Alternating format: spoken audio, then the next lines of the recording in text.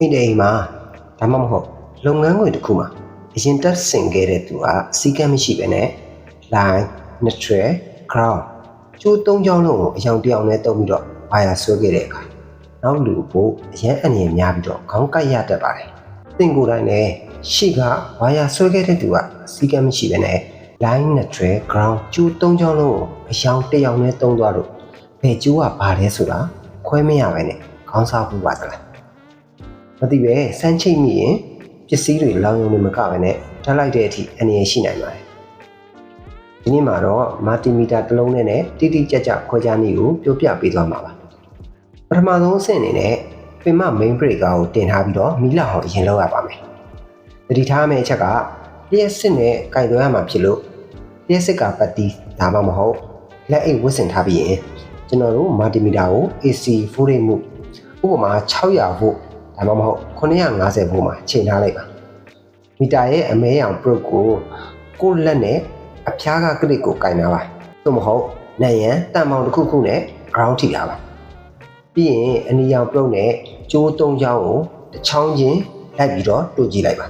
ဘယ်ကျိုးကိုတို့တဲ့အချိန်မှာမီအားက220 volt အထက်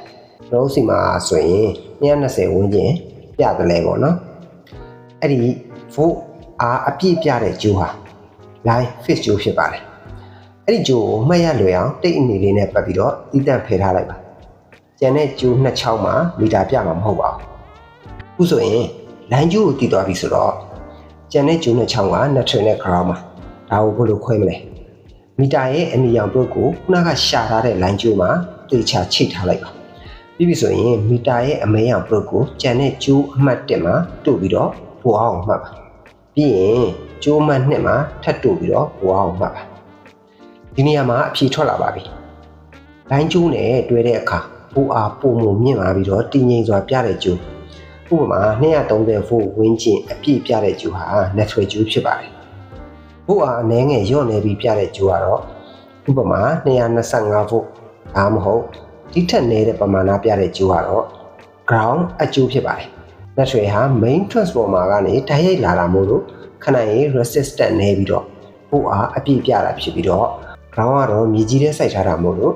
အဲ resistance ကြောင့်ပိုအားဆွန့်ထွက်မှုအနည်းငယ်လျော့နေနေတာဖြစ်ပါတယ်။တကယ်လို့မိတ်ဆွေတို့ရဲ့အိမ် ground စနစ်ကအရန်ကောင်းမွန်လို့ပိုအားချင်းတူညီနေတယ်ဆိုရင်တော့